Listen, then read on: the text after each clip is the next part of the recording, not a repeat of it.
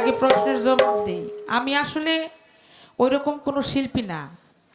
আগে একটু পাজিয়া ছিলাম, অনেক সমস্যা করতাম, কিন্তু এখন আর ওইরকম মন মানসিকতা আমার নাই। ভালো হয়ে গেছিল। আমার মাই বলতেছে আমি আগে খুব খারাপ আছিলাম, এখন ভালো হয়ে গেছি। বলছে কিনা দরদিরা? আমরা শুনছি। আমনে আমার দাদা গুরু রশিদ সরকারের মেয়ে, আর আমি কিন্তু নাতি। আলিম বাবা নাতির স্তরটাকে একেবারে ফালাইয়া দেওয়ার মতো। হ্যাঁ, যাকে সৃষ্টি না করলে পৃথিবীর কোনো কিছু সৃষ্টি করতেন না, সেই দয়াল নবীজির পিঠের উপরে সোয়ার করছিল তাই ইমাম হাসান ইমাম হুসাইন। নাতির স্তরটা কি মনে করেন? এখন বর্তমানে তরিকতটা টিকে আছে নাতির উপরে।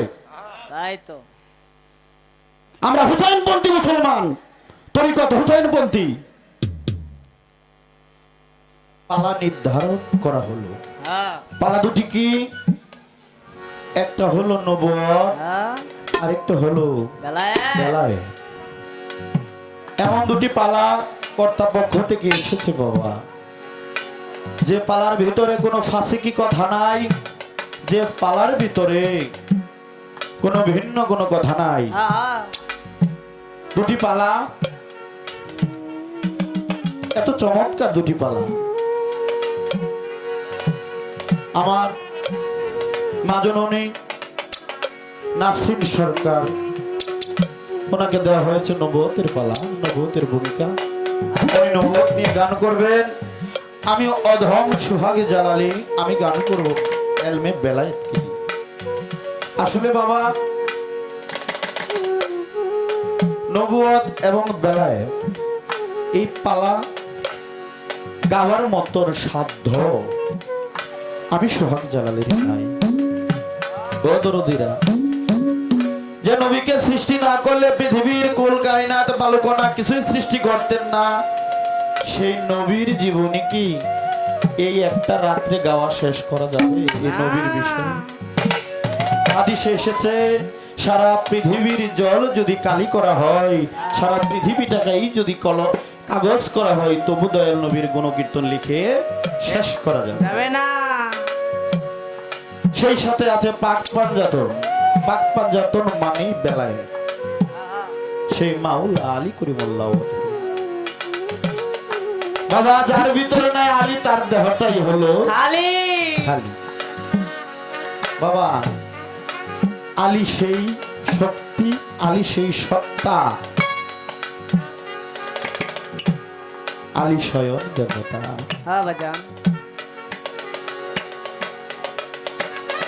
তো বাবা অত্যন্ত চমৎকার ভাবে একটি গান আমার মাজননী নবুয়তের পালা থেকে করলেন।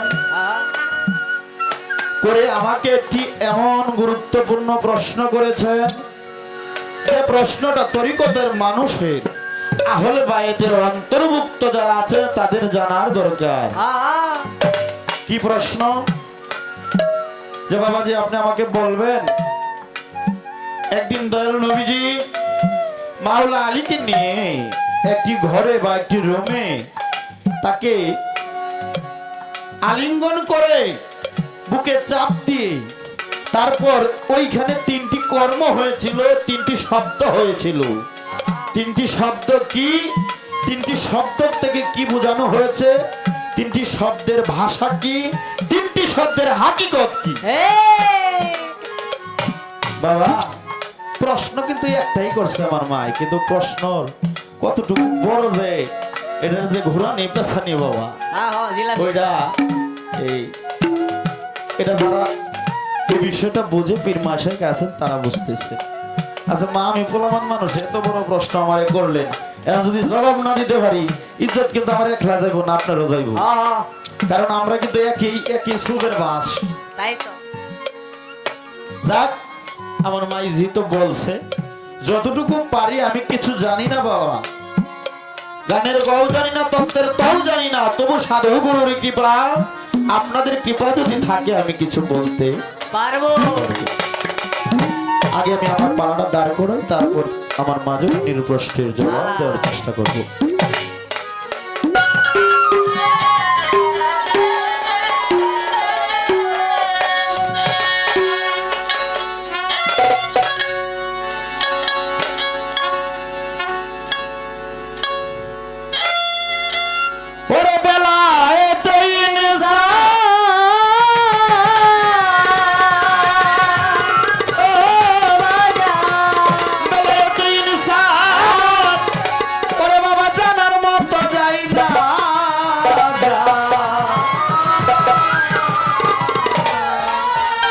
বাবা জানা পীরের কাছে জানা মহাব্বতের বাজার আপন ঘর পয়সা যদি দেখিতে চাও মৌলা আপন ঘরে পয়সা যদি দেখিতে চাও গোদারে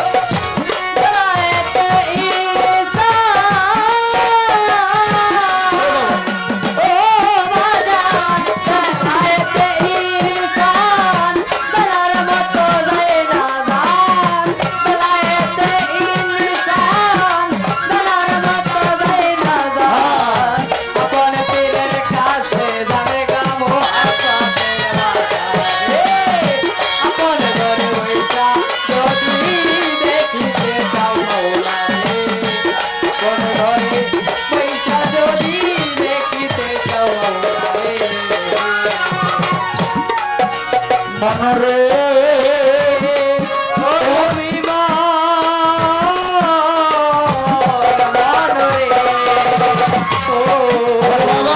মুর্শিদের তুয়ার জমি নিগুম ঘরে যাও বসিয়া সালাদ জিকিরে কালাম শিখাইবে তরে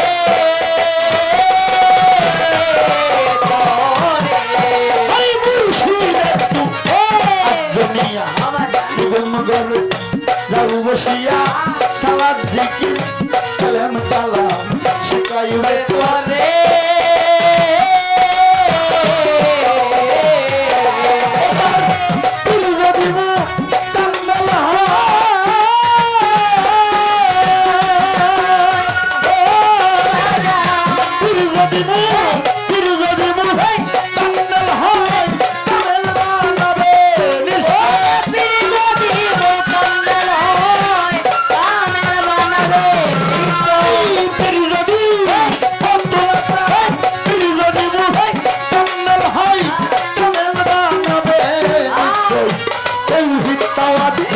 কালমা জগবে তোমার অন্তরে আপন ঘরে পয়সা যদি দেখিতে চাও মৌলা রে আপন ঘরে পয়সা যদি দেখিতে চাও মৌলা রে ওরে বেলায়েতে ইনসান জানার মতো নাই না বেলায়েতে ইনসান বাজান জানার মতো নাই না আপন পীরের কাছে জানে গা মহাব্বতের বাজারে আপন ঘরে বৈশা যদি দেখিতে চাও মৌলার তুমি আপন ঘরে বৈশা যদি দেখিতে চাও মৌলারে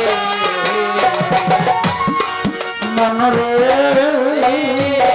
বলবি মা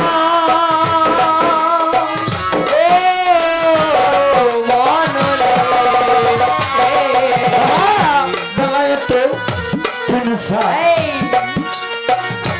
বেলায়েতে কুবরা হাসিল কর যারা মজবুত রাখিয়া তার ইমানটার উপরে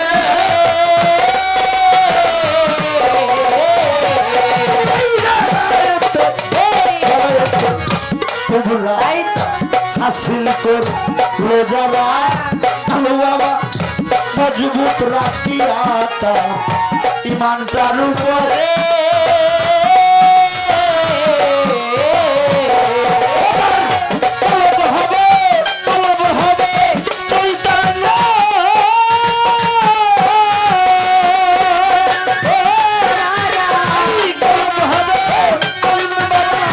তলব হবে চৈতন্য মানুষ তো নয় সমান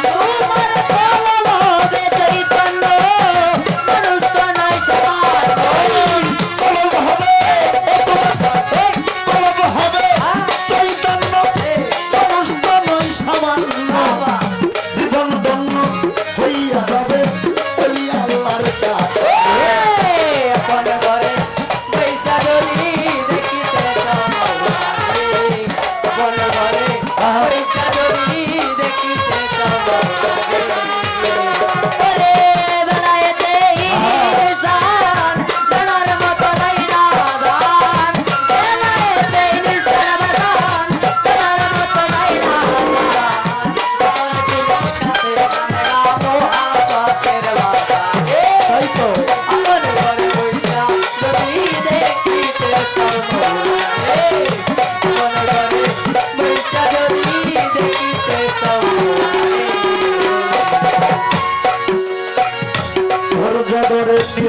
থাকেন যত জ্ঞানীদের নন্দ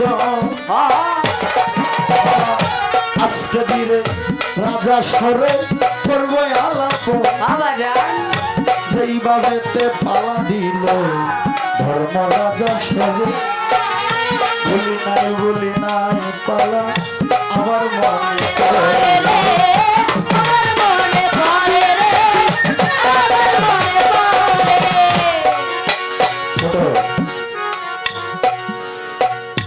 নবুয়ত বেলায়েত পালা রাজা সরে পায় এত সুন্দর প্রশ্ন আমার মাজননী আমায় করে যায়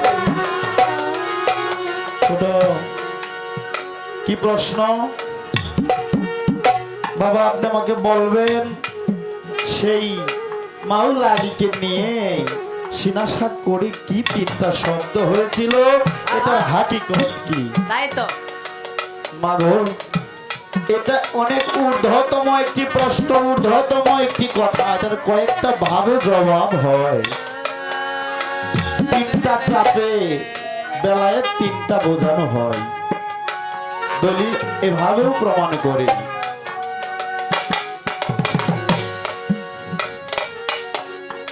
বেলায়েতে ইনসান বেলায়েতে কুবরা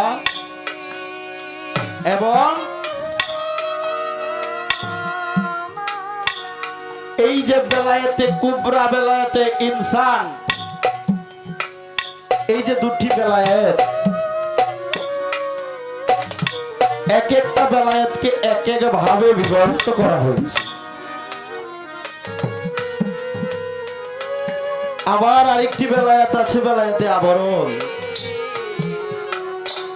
বাবা সংক্ষেপে উত্তর দিতে গেলে এখানে তিনটি শব্দ হয়েছিল প্রথম শব্দ রাব্বি জিদনি এলমা আবার দলিল প্রমাণ করে হু হে হা আরো অনেক অনেক আলোচনা এখানে থাকে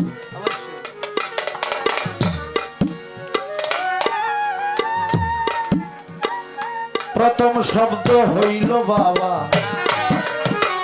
বলে আমি যাই আমি নিজেকে সঁপে দিলাম আমার দয়াল নবীর ভাই আমার যত অহংকার আছে চলে গেল আজকে পরে থেকে তাই তো এই জন্য প্রথম চাপে এই শব্দ করি দ্বিতীয় প্রশ্নে দ্বিতীয় চাপে পাই আমরা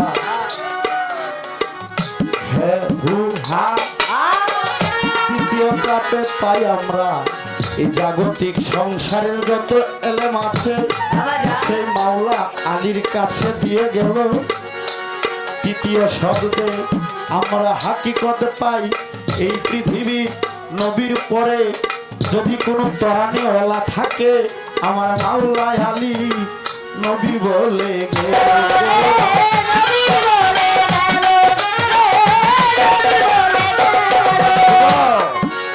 একটি অনুষ্ঠান হয়েছিল সলক্ষ সাহাবীর সামনে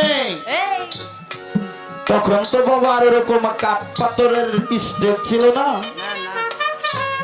তখন দলিল প্রমাণ করে ঘোড়ার উপর উটের উপর সওয়ার করে একটা স্টেজ করেছিল সলক্ষ মুসল্লি বাবা কতগুলো হবে অনেক তাই না এখন 100 মানুষের সামনে কথা বলতে গেলে মাইক ছাড়া বলতে পারি না তাই না বাবা সেদিন প্রশ্ন করেছিল দয়াল নবীজি আমি যে কথা বলতেছি আপনারা কি শুনতে পাচ্ছেন একেবারে শেষ কোণার থেকে বলেছিল ইয়া রাসূলুল্লাহ আমাদের মনে হইতেছে আপনার মুখ আমার কানের সাথে লাগায় বলতেছেন বলেন না সুবহানাল্লাহ সুবহানাল্লাহ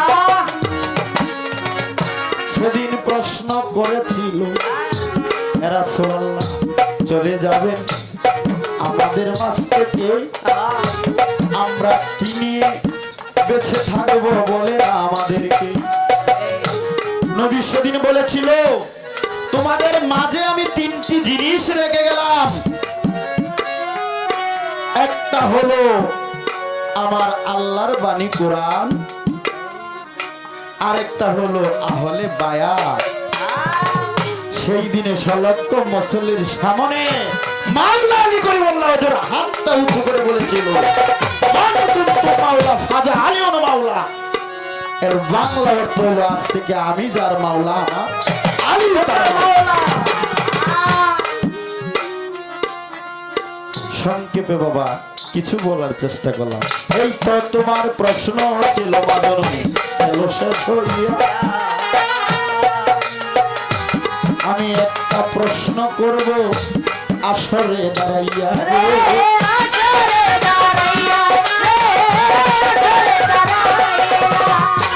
আমার মা জননীকে একটা ছোট করে একটা প্রশ্নই করব। মা আপনি বলবেন আমাকে, নবীজির মহরে নবুয়তে চুম্বন করিয়া আমরা দলিল পড়তে গেলে পাই, দেখতে পাই সেই আকাশ বেহেশতে গেলে কি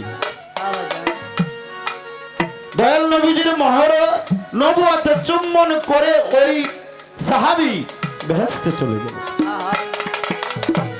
আবার এই মহরে নবুয়তে চুম্বন করিয়া একটা লোক ল্যাংড়া হইল, আরেকজন কানা হইল, আরেকজন পৃথিবী থেকে সাথে সাথে বিদায় নিল। ইহার কারণ কি আর এটা কেন হইল? বুঝছেন প্রশ্ন? হ্যাঁ, আর লাগবো নাকি? একটাই যথেষ্ট। আলহামদুলিল্লাহ।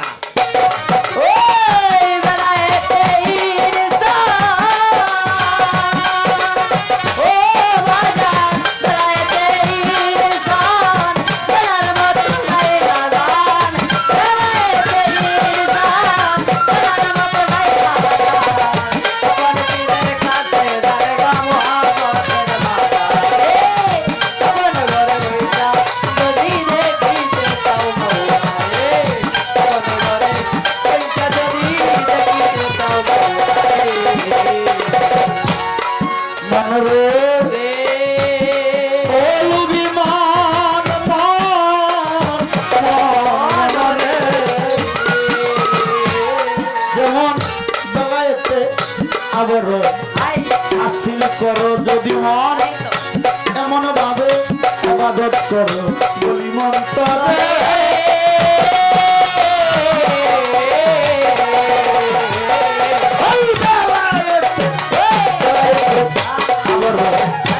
হাসিল করো মন, এমন ভাবে ইবাদত করো বলি মন তরে।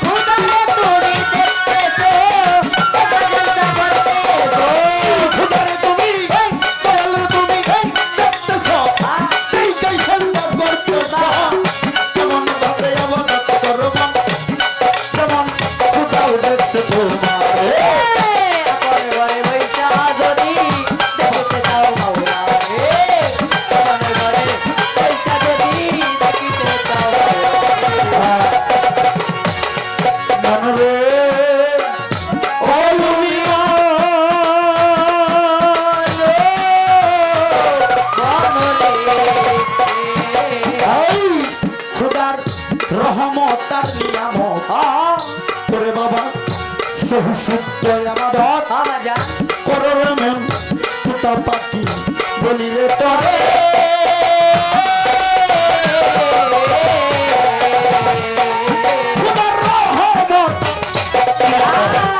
সহিসুত্ত অবাদত পরমন তুতা পাখি বলিলে তরে।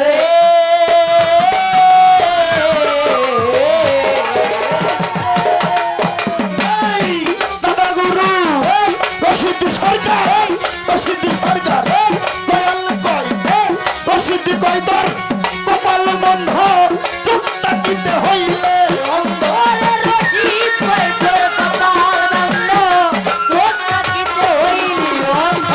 রশিদি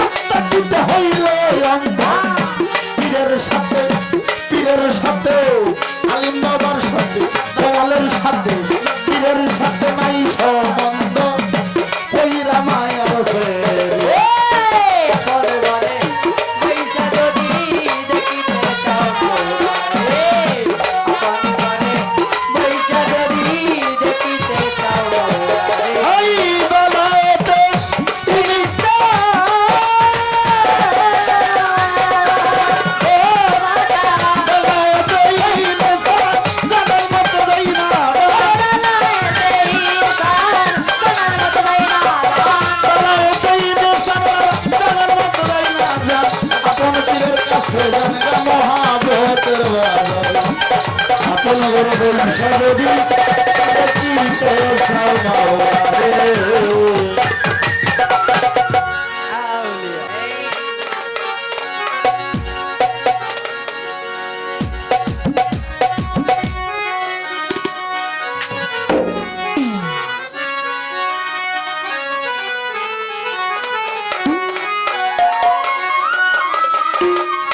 ওরে বাবা অথই জলে মানিক পাবি ওরে অথই জলে মানিক পাবি হইলে ডুবুরি আবাজান তৌহিদ সাগর কঠিন পারি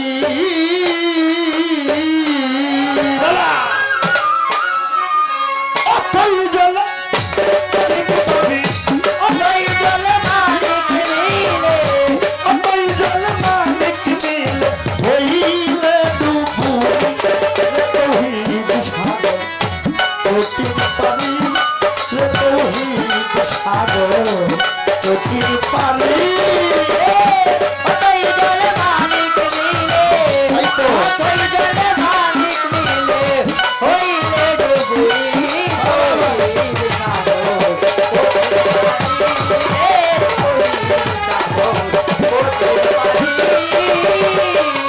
বাবা জেনে তেডু মিলে রে ফুলে যাবে গুপ্ত নয়ন ধনে তেডু মিলে রে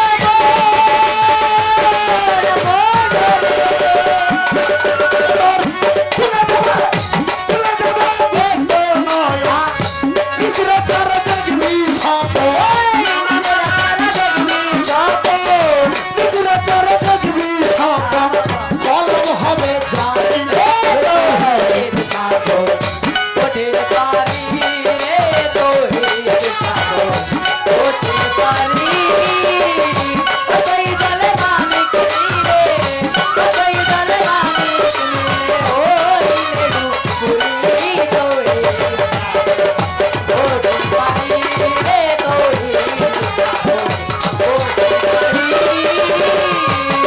আমারে চলে সাগর ত্রিধারা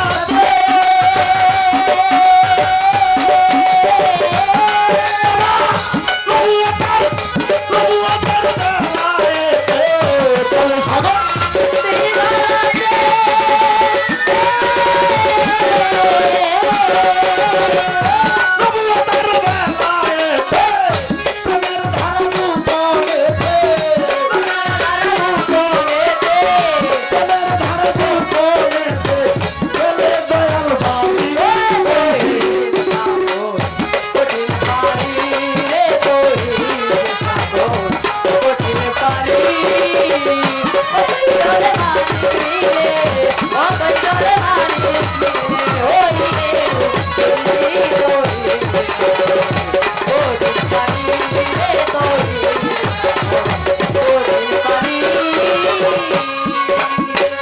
সেই সাগরে মিষ্টি পানি দেখা যাচ্ছে যত পানি সেই সাগরে মিষ্টি পানি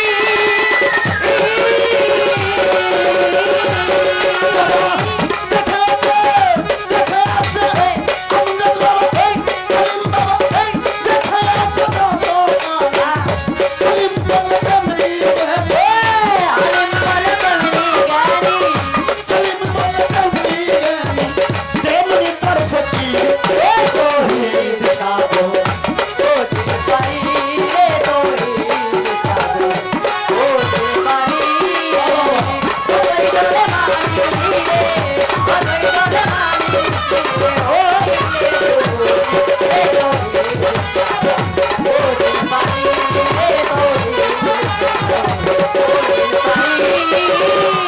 তোমারে সাধকের সাধনার বলে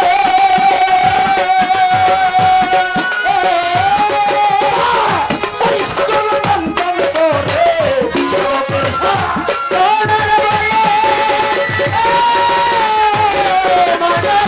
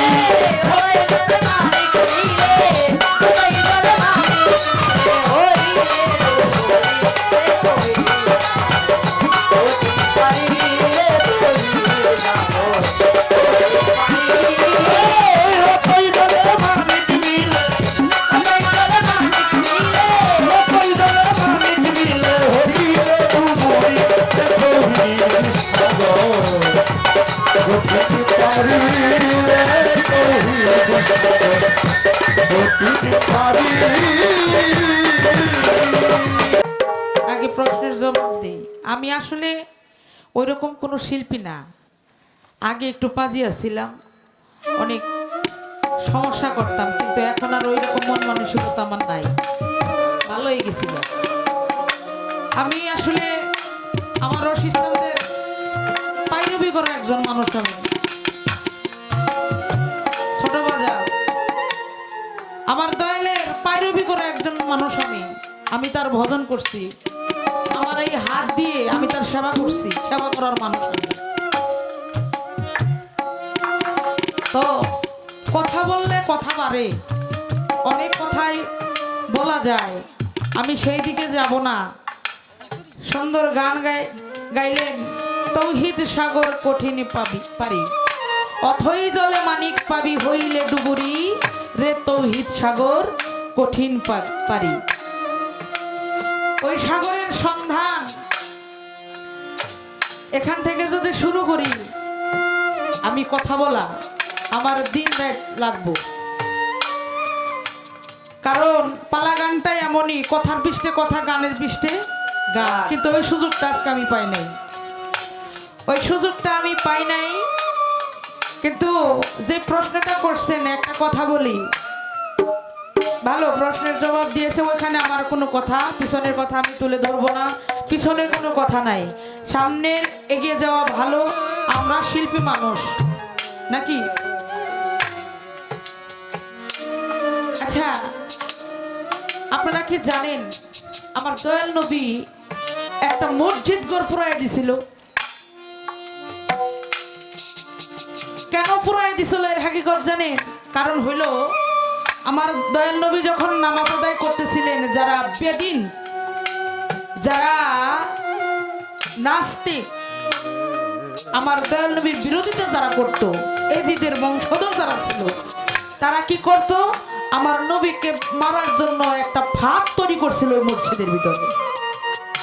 ওই মসজিদের ভিতরে একটা ফাঁদ তৈরি করছিল, যাতে মুহাম্মদকে মাইরা ফেলানো যায়। আমার দয়াল নবী, উনি তো অন্তর্যামী, সব জানে। উনি আগেই জানতো, যে কারণে ওই মসজিদ ঘরটা উনি পুরাইয়া দিছে। তার একটি কথা, যে আকাশ মহরে নবুয়ত দেখে তার 14 গোষ্ঠী ভেস্তে গেল, আর যারা দেখলো তারা কেন এই ভেস্তি হলো না, এখানেও কারণ আছে। তারাও ওই পথের পথিক, যে নবুয়ত দেখলে পরে চোখের জুড়ি বেড়ে যায়, জীবনের গুনাহ খাতা মাফ হয়ে যেত, এবং কি সে বিনা হিসাবে ভেস্তে যাইতো।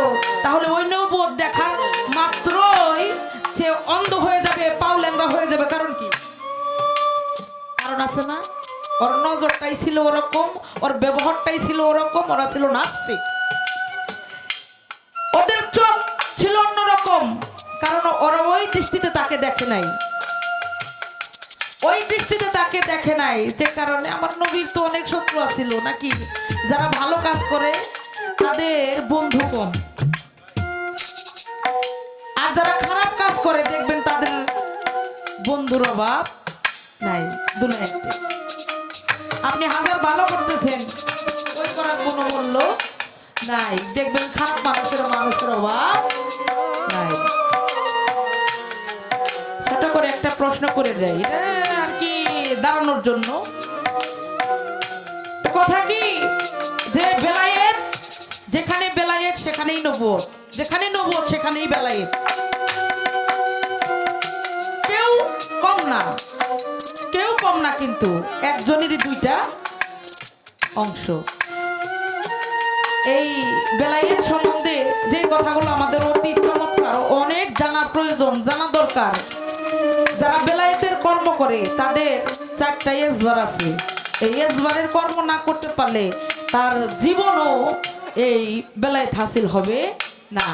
এই বেলায়েতের কর্মগুলো কি, এই এজবারের কর্মগুলো কি, কার জন্য কোনটা প্রযোজ্য? এই ছোট্ট একটা প্রশ্ন আপনাদেরই জানা কথা, আপনার কাছে রাখলাম, সুন্দর করে মীমাংসা করার চেষ্টা করব। এবার আসি কথায়। আমার দয়াল নবী আরব দেশের রাস্তা দিয়ে যায়, দেখে রাস্তার পাশে আবু জেহেল বড়ই পারতাছে আর হইল টুকাইয়া টুকাইয়া খাইতাছে। তো ওই রাস্তা দিয়ে আমার দয়াল নবী যায়, চাচারে জিজ্ঞেস করে, চাচা আপনি কি খাইতেছেন আর কি পারতাছেন আর কি টুকাইতেছেন? আবু জেহেল কয়, আমি দেখতেছিলাম আরব দেশের পাথরগুলো শক্ত নাকি নরম। আমার আল্লাহ কয়, এরে আবু জেহেল, আমার দোস্তের যদি তুই 2টা বড়ই দিতি তোর কি কম পড়ে যাইতো? যা, তোর হাতের বড়ই, গাছের বড়ই, মুখের বড়ই, সব বড়ই পাথর কইছে। এখন আবু জেহেল কইতেছে, এই মোহাম্মদ, আমি নয় তোর 2টা বড়ই দেই নাই, তাই বুঝলে তুই তোর মস্ত বড় জাদুকর, তুই আমার হাতের বড়ই, গাছের বড়ই, মুখের বড়ই, সব বড়ই পাথর করে দিলি? কোন মন্ত্রের বলে তুই আমার এই বড়ইগুলো পাথর করে দিলি? একটু আমারে বইলা যা। আমার দয়াল নবী কই, এই তো আমার একটা সুযোগ চলে যায়, এই তো আমার একটা সুযোগ চলে যায়। চাচারে বলে, চাচা আপনি উপর দিকে তাকান। উপর দিকে তাকায় দেখে ওই পাতার মধ্যে লেখা লা ইলাহা ইল্লাল্লাহু মুহাম্মাদুর রাসূলুল্লাহ। এটা যখন ওই পাতার মধ্যে লেখা দেখছে, চাচা আমার দয়াল নবী জিজ্ঞেস করে, চাচা কি দেখলেন আপনি? কয়, হ হ তুই তোর কাজে যা, আমি আমার কাজে যাই।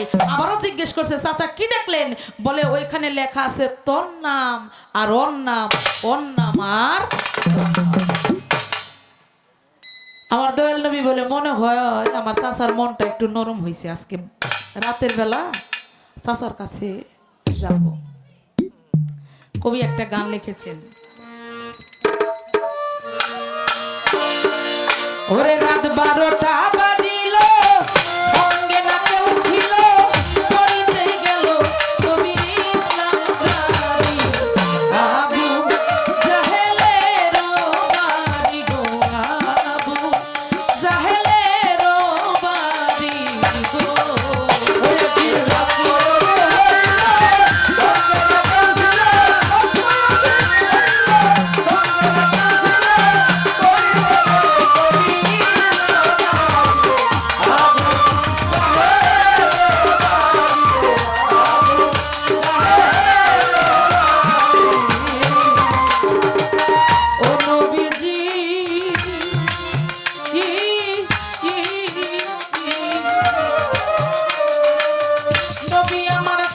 বলে ডাক দিল, দরজা খুলে দিল, নবীকে বসাইল বড় যতন করি। নবীজি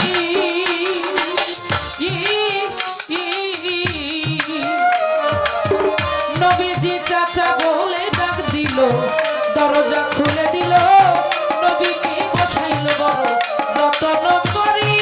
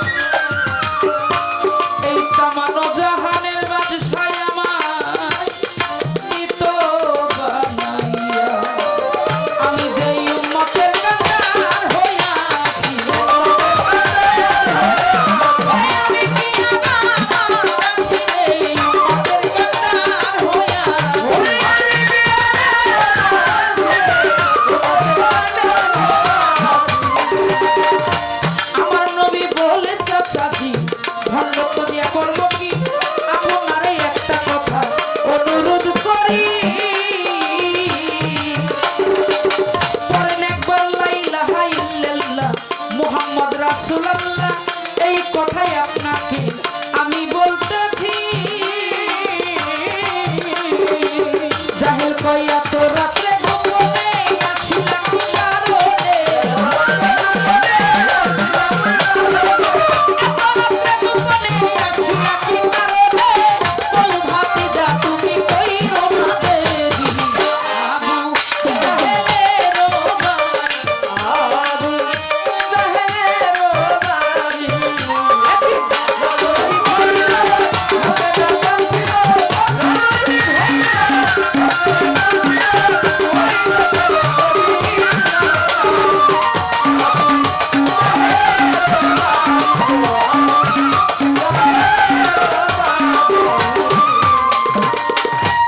এই বাড়ির রই আঘাতে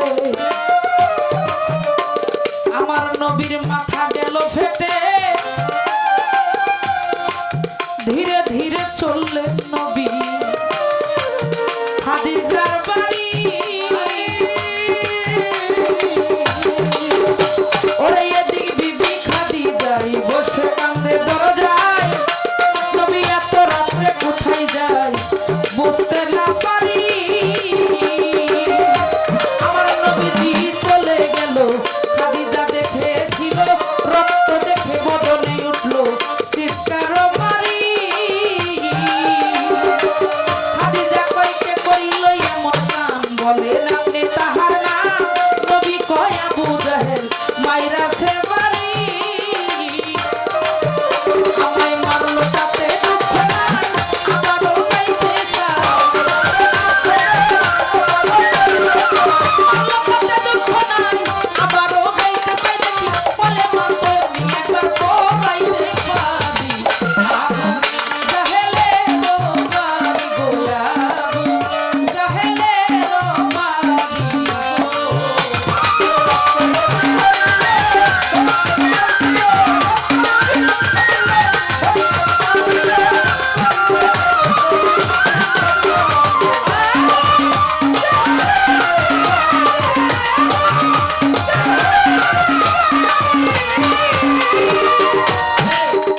আপনি চা নিয়ে যান এতক্ষণ বসেছিলাম তখন তো চা দেন নাই আপনি এখন চা নিয়ে চলে যান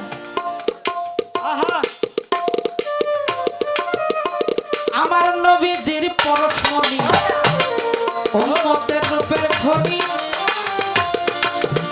ও সে ধৈর্য গুণের শিরোমণি পারের কান্দারি ও নবীজি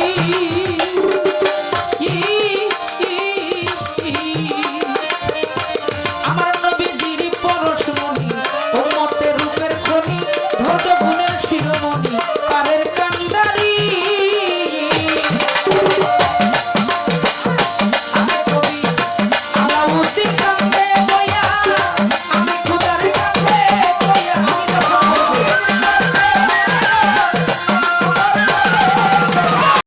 আলাউদ্দিন কান্দে বইয়া আমি খুদার কান্দে বইয়া আমারে গাইও একটু ভয়া তোরি আবু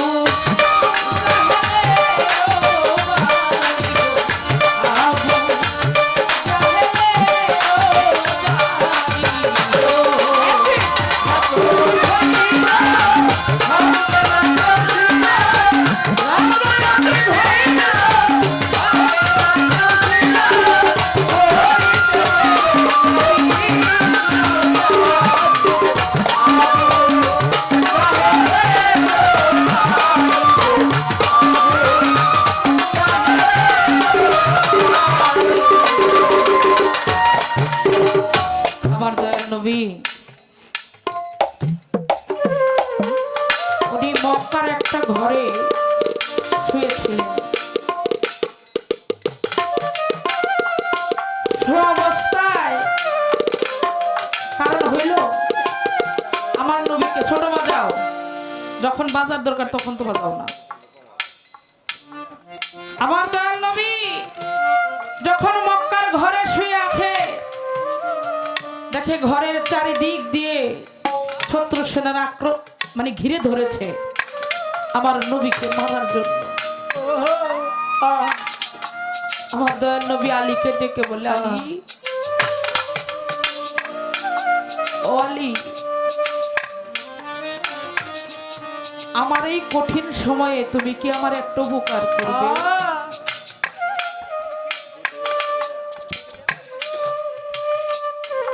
আলী বললেন, দয়াল,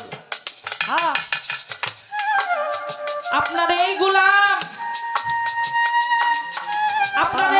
আপনার কোন কাজে লাগতে পারে আপনি একবার শুধু বলেন। আমার দয়াল নবী বলল, আলী রে, আমাকে তো শত্রু সেনা মেরে ফেলবে। আমি যে বিছানায় শুয়ে আছি, তুমি আমার এই বিছানায় আমার চাদরখানা মুড়ি দিয়ে আমার জায়গায় তুমি একটু শুয়ে থাকবে। আমাকে যদি শত্রু সেনারা পায় তাহলে তো আমাকে মেরে ফেলবে। কথাটা শুনে আলী বললেন, দয়াল, আমি যে আপনার বিছানায় শুয়ে থাকবো, যদি শত্রু সেনারা আমার মুখটা না দেখে নকল করে দিবে, এর বিনিময়ে কি আমি আপনার কাছ থেকে কিছু পাবো? সেদিন আমার দয়াল নবী আলীকে বলেছিল, আলী, তোমাকে একটা কথা আমি বলে যাই, আমার তো এখন দেবার মতো কিছুই নাই। তোমাকে একটা কথা দিতে পারি, তোমাকে ভেস্তে না নিয়ে আমি রাসূল পাক ভেস্তে প্রবেশ করব না। আমার দয়াল নবী চাদরখানা মুড়ি দিয়ে ওই বিছানার মধ্যে শুয়ে পড়লেন। আমার দয়াল নবী বের হয়ে গেলেন। এদিক দিয়ে শত্রু সেনারা ঘরে ঢুকছে। মুখ দেখবার লাইগারে যখন চাদর গায়ে উল্টা দেখে সিধভাবে শোয়ানো আছে আলিম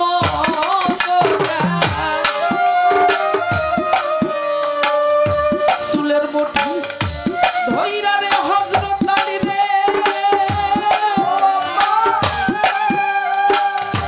জিজ্ঞাসা করিল,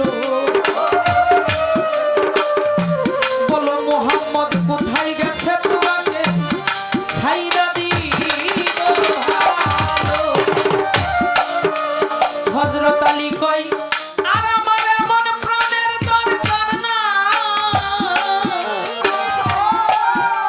ওরে মোহাম্মদ কোথায় গেছে জানি, কিন্তু আমার বলার কায়দা না, বলার কায়দা নাই আমি রে,